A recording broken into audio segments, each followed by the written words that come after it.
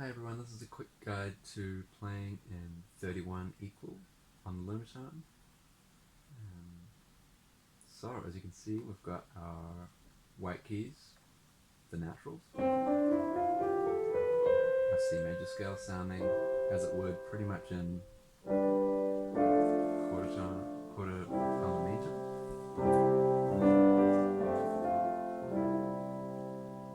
Meaning major thirds are virtually pure. Minor thirds beat just a little bit.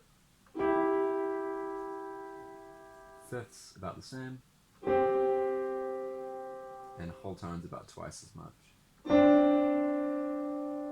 Whole tones being the good mean tones that they are, about halfway between 9-10 and 8-9. But they serve pretty good purposes both.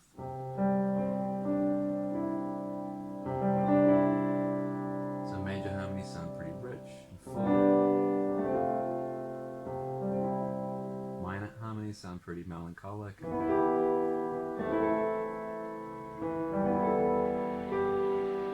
dark.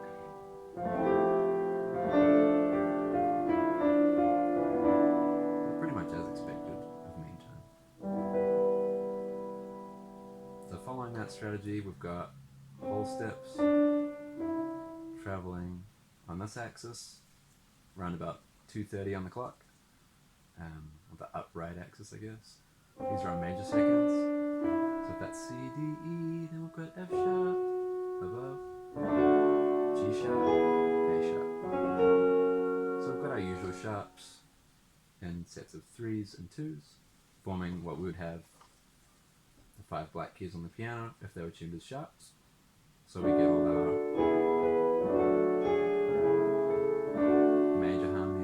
major key harmony, and sharp keys.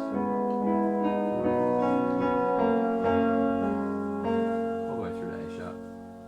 And if we continue that way, E sharp, B sharp, and our double sharps. And then continuing the other way, if we've got back to the naturals, continuing our chain of fifths the other way, we get B flat our first flat, E flat, A flat, D flat, G flat. So these are our usual 5 black flat keys, in contrast with the 5 sharp black keys. Just up a little in pitch. A fifth of a tone. So if we choose the wrong one in a minor chord, we get another flavor.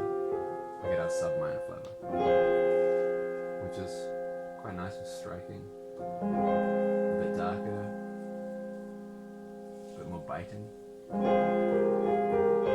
and quite close to 6, 7, 9 on the harmonic series. So we can hear a little virtual fundamental coming in, B flat.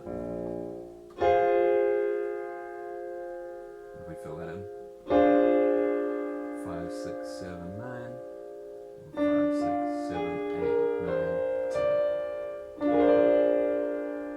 It comes in even stronger.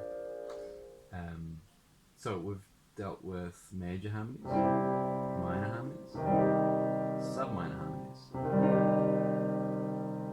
So we've also got super major, which is if we replace our major third with a diminished fourth,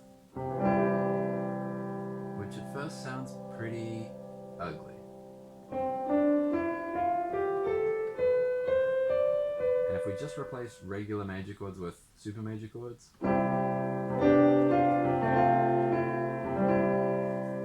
it's pretty difficult to deal with.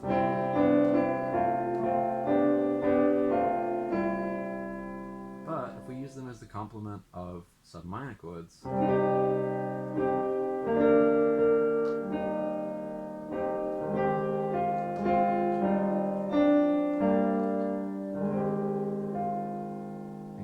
with true major chords, we get a really nice combination of flavors.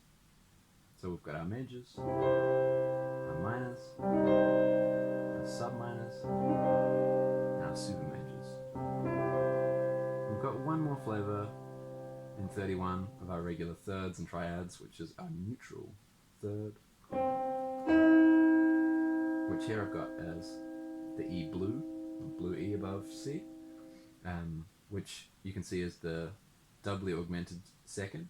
D sharp's an augmented second, D double sharp is our doubly augmented second, or E flat, oh sorry, I'll do that again, F flat, F double flat, so that'll be our doubly diminished fourth.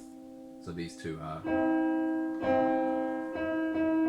inharmonically equivalent in 31 because of the cycle of, well, cycle of fifths or the cycle of anything really.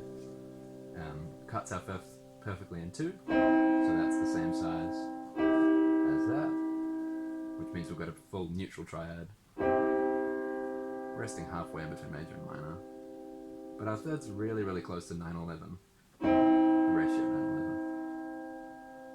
So we get some really pretty chords. 7, 9, 11, 7, 9, 11, 13, kind of approximated. 6, 7, 9, 11.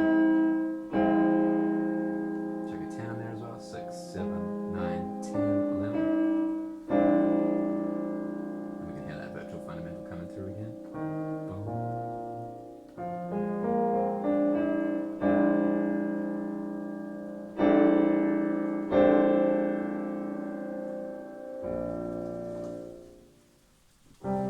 So extending our regular diatonic harmony in 31.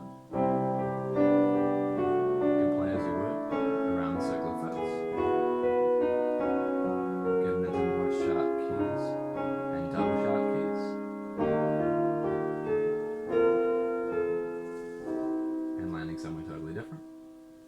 So in that case, B sharp major, which is a fifth of a tone or a single step in 31 down from where I started in C. If I go the other way,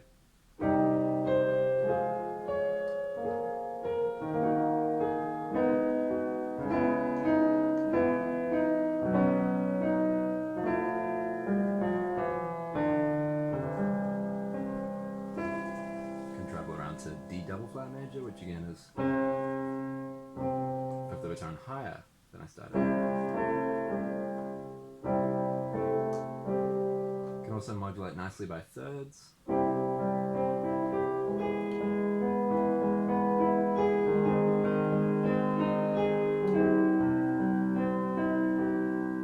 get there in three chords. Same movement. Or the other way, down in major thirds or up in minor sixths.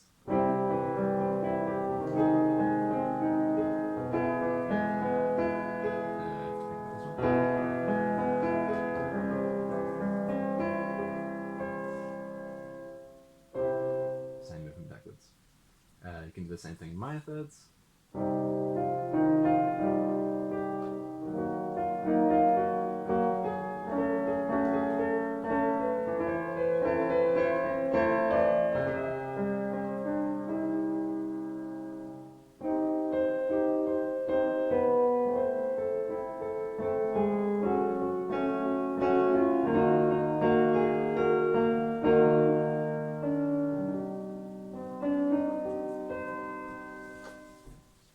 We've also got really nice approximations of obviously prime 2, perfect, prime 3, pretty good, prime 5, really good, prime 7, also really good, prime 11, pretty manageable,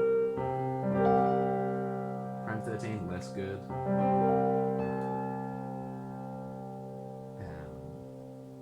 and a little bit of 23 I guess if you want to push it that far.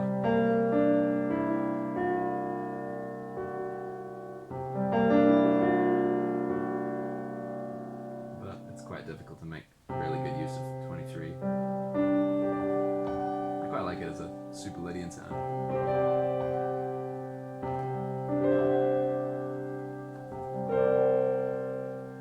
Versus our kind of 11th harmonic super fourth. That's pretty good 23. So you can take anything you know in 12 or anything you know in mean tone, and apply it in any key. Because of the generalized shape of this mapping, the Bosanquet layout, or the Bosanquet mapping that we've got going on here, a major triad will have exactly the same shape in every key. Ditto minor triad, a sub minor triad, a super major triad, a neutral triad. You can choose those two shapes that we dealt with before. 1, 2. And you can see these pose some slightly different or interesting issues for fingering. While the thumb is a lot shorter than the other fingers, it means that this fingering in general of coming underneath the other fingers works really nicely, and this sort of over the top approach is not really going to work with the thumb. But there's usually a number of different fingerings that are going to work nicely, so there's a kind of a rust.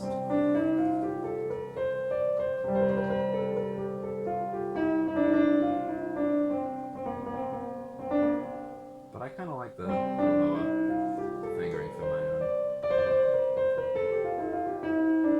preference, just because it suits my thumb a lot better. It sort of fits the natural shape of my hand. Anyway, there's a little demo in 31. Maybe I'll play some music to lead us out.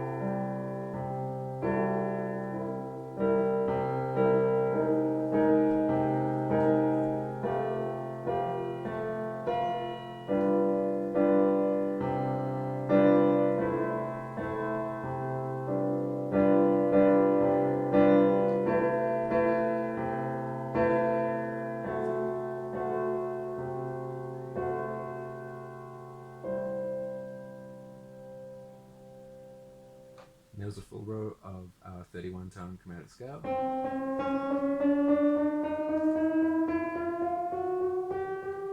sorry.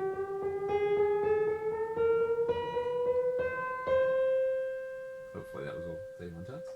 And you can see you can harmonize it in a whole bunch of different ways. So some 11s, some sort of Phrygian sounds, or Locrian sounds.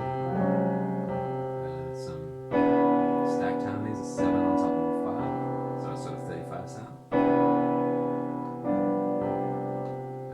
Some